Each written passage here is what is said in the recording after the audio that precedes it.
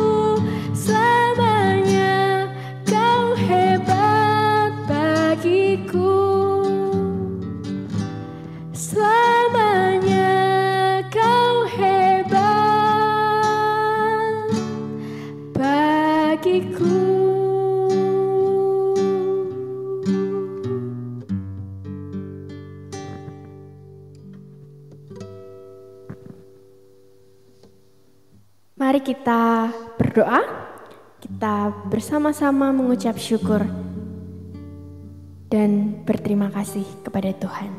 Mari bersatu di dalam doa. Kami mengucap syukur oleh karena kemurahan Tuhan. Kami mengucap syukur oleh karena kebaikan Tuhan atas kehidupan kami. Hingga sampai saat ini kami masih boleh beribadah, kami masih boleh bekerja, kami masih boleh bersuka cita dan menjalani kehidupan kami. Kami mau memuji, menyembah Tuhan bersama-sama di ibadah tengah minggu ini. Tuhan urapi hati kami, Tuhan berkati kehidupan kami. Kami siap memuji Tuhan dan kami berterima kasih untuk setiap anugerah Tuhan dalam kehidupan kami. Ampuni dosa dan kesalahan kami Tuhan. Kami berdoa dan mengucap syukur di dalam nama Tuhan Yesus. Haleluya. Amin.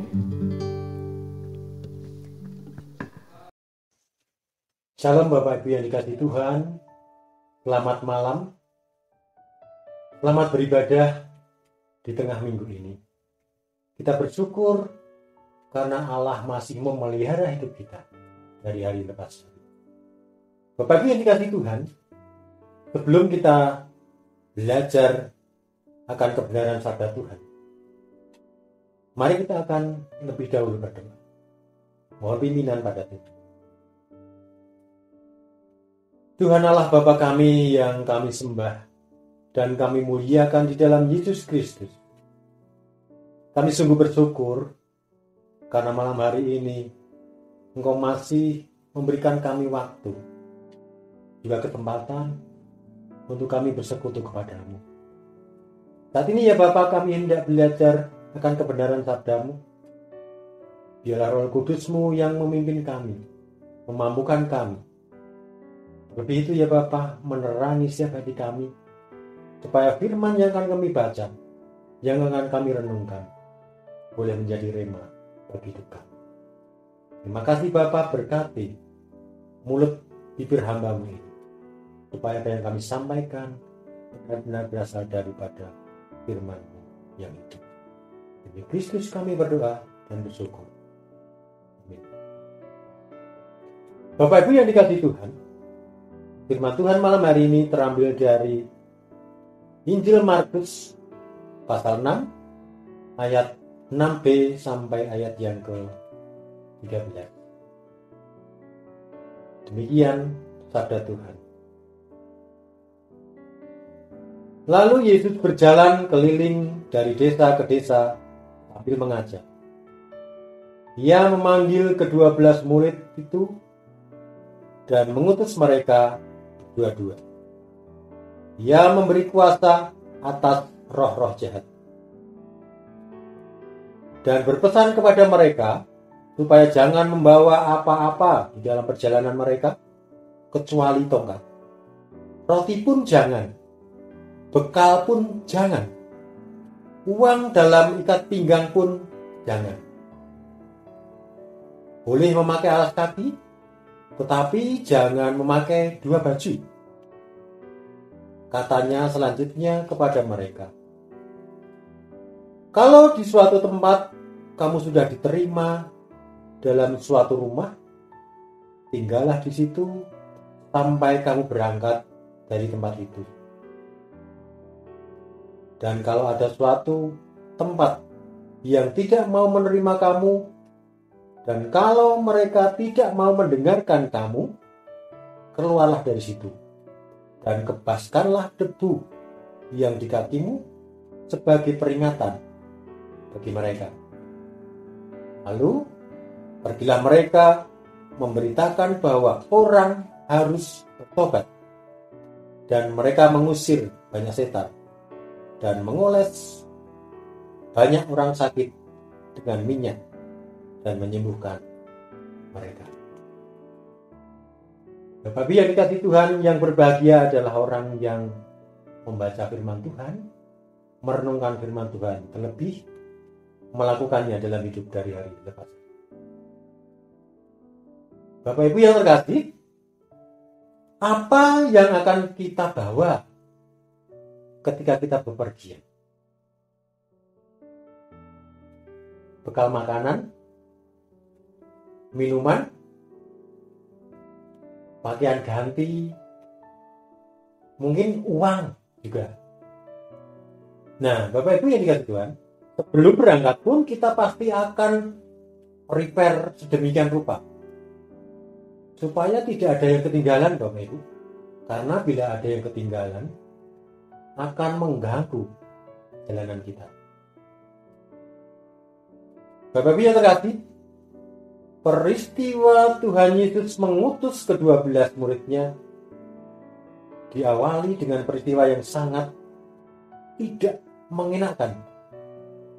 Karena pada saat itu Tuhan Yesus ditolak di kota kelahirannya sendiri, Nazaret. Ironisnya lagi Bapak Ibu, terjadi setelah orang di Nazaret tahu bahwa Yesus yang melakukan banyak mukjizat dan memberitakan banyak pengajaran, itu ternyata adalah seorang anak tukang kayu, hanya Maria dan Yusuf. Mereka kecewa dan akhirnya menolak Yesus. Nah, Bapak Ibu yang dikasihi Tuhan, hal itu tidak menyurutkan niat Yesus untuk keliling mengajar dari desa ke desa di luar Nazaret. Bapak Ibu yang terkasih, salah satu tugas panggilan gereja selain koinonia atau bersekutu dan diakonia atau melayani adalah marturia atau saksi atau memberitakan Injil Kristus. Bapak Ibu, kenapa Injil harus diberitakan? Ya, karena kerajaan Allah sudah hadir di dunia sama manusia, yaitu melalui diri Tuhan Yesus Kristus. Pemberitaan Injil ini menjadi sangat penting supaya banyak orang percaya dan memberi diri baptis di dalam nama Allah Bapa, Putra dan Roh Kudus. Maka tak heran Bapak Ibu, ketika Yesus mengutus ke-12 muridnya untuk bermarturia atau bersaksi untuk memberitakan Injil. Bapak Ibu yang terkasih, pada teks yang kita baca ini pertama kalinya Bapak Ibu, Tuhan Yesus mengutus ke-12 muridnya untuk pergi bersaksi tanpa Yesus.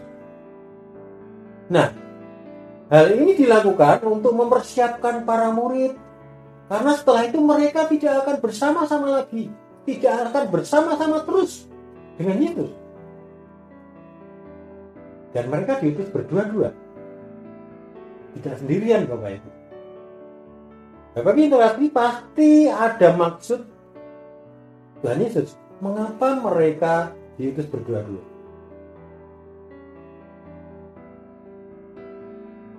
Jadi tujuan Tuhan Yesus mengutus berdua-dua supaya Bapak Ibu, para murid ini yang pertama saling mendukung, saling menopang, saling menguatkan di dalam pelayanan pekabaran Injil. Kemudian yang kedua, yaitu supaya mereka punya keberanian menyampaikan Injil. Karena ada temannya Bapak. Dan terjadi apabila kita sendirian, kita mau berbicara tentang Yesus, seakan-akan mulut kita pun susah untuk menyampaikannya. Nah, ini ada teman supaya mereka menjadi berani di dalam menyampaikan firman Tuhan. Kemudian yang berikutnya Bapak Ibu, supaya mereka saling mengingatkan satu sama lain, juga melengkapi dalam pemberitaan Injil. Nah, tentunya Bapak Ibu yang dikasihi Tuhan, ketika menyampaikan tentang Yesus, tentang Injil itu, kalau sendirian pasti ada yang tercecer apa yang ingin disampaikan, ada yang kelupaan. Nah, berdua bisa saling melengkapi dan bisa mengingatkan apabila yang satu melakukan kesalahan. Bapak Ibu yang dikasihi Tuhan, kemudian yang berikutnya, kenapa Tuhan Yesus mengutus berdua-dua adalah supaya ada saksi ketika mereka menceritakan tentang ini. Penting Bapak Ibu, karena biasanya Bapak Ibu, apabila kita bercerita sendirian tanpa ada yang menjadi saksi kita, apa yang terjadi? Pasti orang akan mengatakan, kamu ngaku sih, kamu berbohong tentang apa yang kamu katakan. Tapi kalau ada saksi, ini loh, Temanku ini saksinya. Bapak yang dikasihi Tuhan, ini yang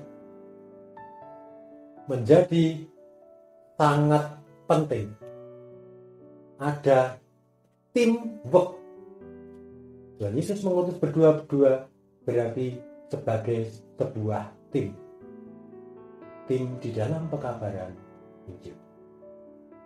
Tidak berhenti sampai di situ Bapak Ibu yang dikasihi Tuhan. Tuhan Yesus bukan hanya mengutus mereka berdua-dua, tetapi juga membekali murid-muridnya dengan kuasa atas roh-roh jahat. Jadi Bapak Ibu ketika diutus tidak cul-culan,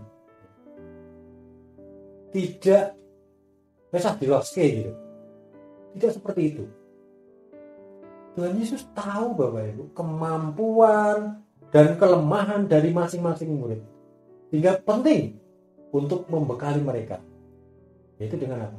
Dengan kuasa untuk melakukan mukjizat. Hal lain yang menarik dalam pengutusan ini, Tuhan Yesus berpesan Bapak Ibu pada saat itu agar mereka tidak membawa apa-apa di dalam perjalanan kecuali tongkat. Tadi di awal Bapak Ibu saya katakan bahwa ketika kita bepergian aja kita prepare, mempersiapkan segala sesuatu. Tapi ini kok ketika Tuhan Yesus mengutus, mereka tidak boleh membawa apa-apa. Nah tentunya juga ini ada maksud dan tujuannya dari Tuhan Yesus.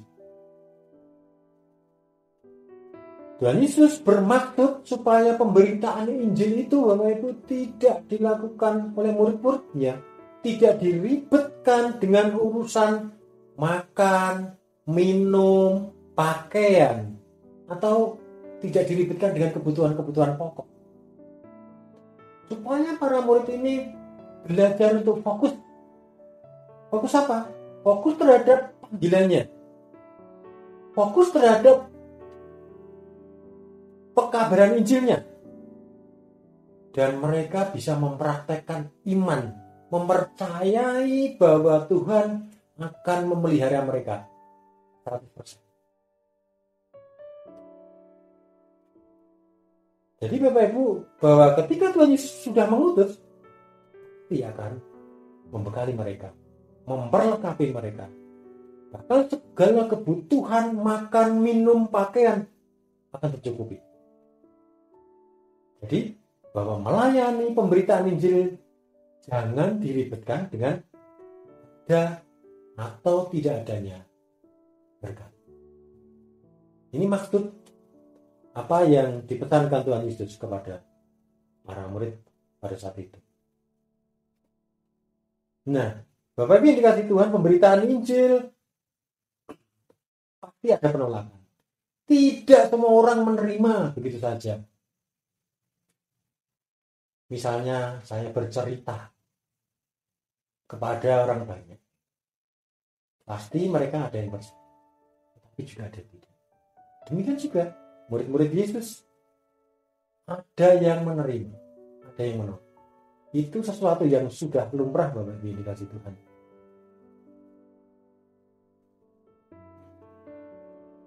Nah, apabila terjadi demikian, Tuhan Yesus juga mengingatkan agar para murid tetap menyampaikan kabar sukacita itu, kabar firman Tuhan atau Injil itu, walaupun mereka harus ditolak. Ada konsekuensi bagi yang menolak. Mereka tidak akan menerima keselamatan dari Allah. Bapak Ibu yang dikasihi Tuhan, tentunya panggilan bersaksi untuk mengabarkan Injil bukan saja untuk para murid pada saat itu, tetapi panggilan itu juga bagi kita semua. Mengingat akhir-akhir ini Bapak Ibu, orang yang belum percaya mulai membatasi diri.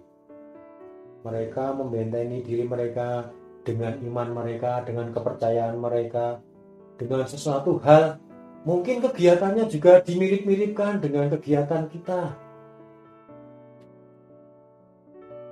Nah, Bapak Ibu yang dikasihi Tuhan, tentunya ini akan membawa kesulitan tersendiri terhadap panggilan mengajarkan Injil pada saat ini. Yang perlu kita ingat Bapak Ibu, bahwa firman Tuhan dulu, sekarang, dan yang akan datang itu tetap sama.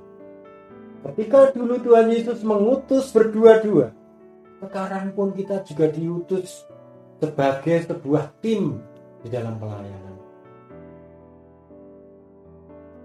Ibu gembala jemaat tidak bisa bekerja sendiri. Ada tim gembala jemaat. Majelis tidak bisa bekerja sendiri. Juga ada tim majelis. Dikelompok-kelompokkan menjadi kelompok yang lebih kecil. Supaya apa? Tujuannya tercapai. Nah, ini sebuah tim Bapak Ibu. Karena apa? Apabila di dalam satu tim yang solid, itu akan menghasilkan kinerja pelayanan yang Allah juga akan memperlengkapi kita seperti Tuhan Yesus memperlengkapi murid-muridnya dengan kuasa, asalkan kita mau dipakai untuk bersaksi tentang kebenaran firman Tuhan. Nah, Bapak Ibu yang dikasihi Tuhan, tentunya konteks bersaksi sekarang berbeda dengan zaman dahulu. Kalau dulu bersaksi bisa dilakukan dengan secara langsung. Ketemu orang ngomong tentang Yesus itu hal yang biasa. Pada saat itu kristenisasi, ya, dikatakan kristenisasi itu hal yang luar biasa. Tapi kalau sekarang Bapak Ibu, coba Bapak Ibu ketemu tetangga, ketemu orang lain yang belum percaya, kemudian Bapak Ibu bercerita tentang Yesus, pasti yang pertama dilakukan adalah mereka akan menolak apa yang kita katakan. Nah, berbeda konteksnya yang sekarang Bapak Ibu. Kalau sekarang Bapak Ibu, dengan adanya pembatasan itu, kita mau bersaksi, menceritakan firman Tuhan, menceritakan tentang Yesus itu seperti apa? Nah, tentunya konteks sekarang kita harus bersaksi melalui hidup kita. Hidupnya seperti apa Bapak Ibu? Hidup yang menghidupi firman Tuhan. Dengan demikian orang yang belum percaya akan melihat bahwa di dalam hidup kita Tuhan Yesus yang hidup. Ingatlah Bapak Ibu, bahwa ketika kita mau dan sungguh-sungguh menerima panggilan pengutusan ini, percaya bahwa Tuhan Yesus akan memperlengkapi hidup kita. Pada ayat yang ke-12 dan 13 dikatakan di sana, lalu pergilah mereka memberitakan bahwa orang harus bertobat, dan mereka mengusir banyak setan dan mengoles banyak orang sakit dengan minyak dan menyembuhkan mereka. Sesuatu yang luar biasa akan terjadi ketika kita merespon panggilan Tuhan dengan sungguh-sungguh, dengan sukacita, dan mempraktekkan apa yang dikatakan firman Tuhan. Karena ketika para murid mempraktekkan apa yang dikatakan Tuhan Yesus, mereka pun juga bisa melakukan mukjizat. Tentunya dengan usaha. Mukjizat itu tidak serta-merta datang, tetapi mukjizat itu dilakukan dengan usaha. Di sini dikatakan mereka mengoleskan minyak. Ada usaha antara mukjizat dan usaha hingga menjadi sebuah kesempurnaan. Tetapi yang dikasihi Tuhan, panggilan kita sekarang adalah apakah hidup kita menjadi hidup yang bersaksi Kristus Maukah Bapak Ibu diutus untuk menghidupi firman Tuhan? Itu menjadi pertanyaan penting dan kita jawab sendiri dalam hati. Amin. Mungkin saat-saat ini atau dalam kehidupan kita pasti pernah merasa bingung, bahkan tidak tahu akan rencana Tuhan dalam kehidupan kita. Tapi mari kita mau percaya satu hal, bahwa semua yang Tuhan beri dalam kehidupan kita adalah yang terbaik. Dan rancangan Tuhan adalah rancangan damai sejahtera bagi kita semua. Mari terus percaya akan ada pelangi kasih Tuhan dalam setiap kehidupan kita.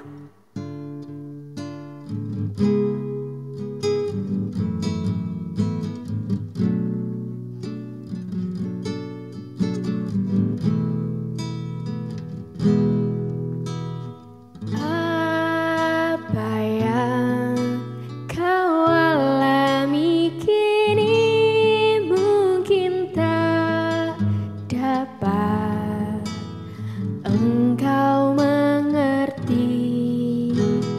Cobaan yang engkau alami tak melebihi kekuatanmu. Tuhanmu tak akan memberi ular beracun pada yang minta roti. Satu hal tanamkan di hati, indah semua yang Tuhan beri. Tangan Tuhan sedang merendah suatu karya yang agung mulia. Saatnya kan tiba nanti, kau lihat pelangi kasih-Nya.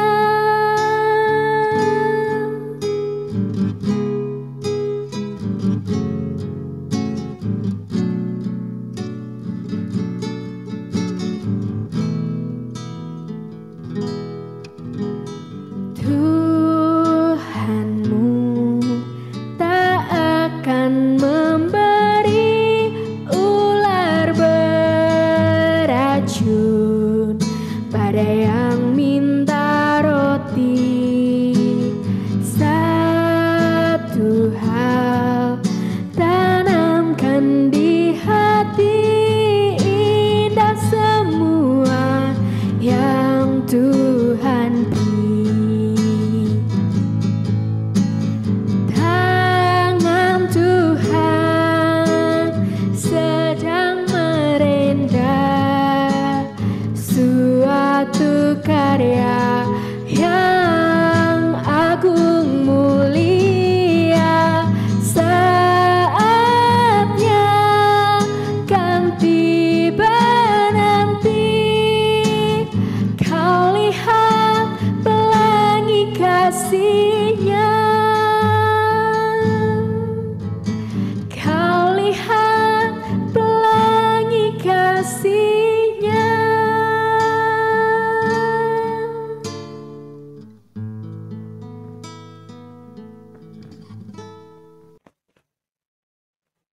Mari kita akan berdoa, sekaligus kita berdoa untuk pelayanan-pelayanan yang kita lakukan selama sepekan ini. Kita berdoa untuk bangsa dan negara kita. Kita juga berdoa untuk gereja kita. Mari kita berdoa.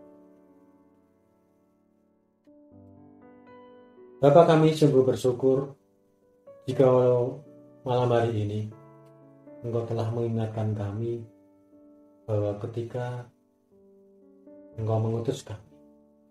Kami meyakini bahwa Engkau akan memperlengkapi kami semua, baik secara moral kami maupun material kami. Engkau yang akan memberikan segala sesuatu untuk pelayanan. Kami bersyukur karena di gereja kami sudah ada tim, sudah ada orang-orang yang terbeban untuk melayani pemberitaan Injil. Kami bersyukur biarlah itu semua terus dilakukan dengan hati yang penuh sukacita. Doa kami buat majelis gereja, untuk tim gembala jemaat.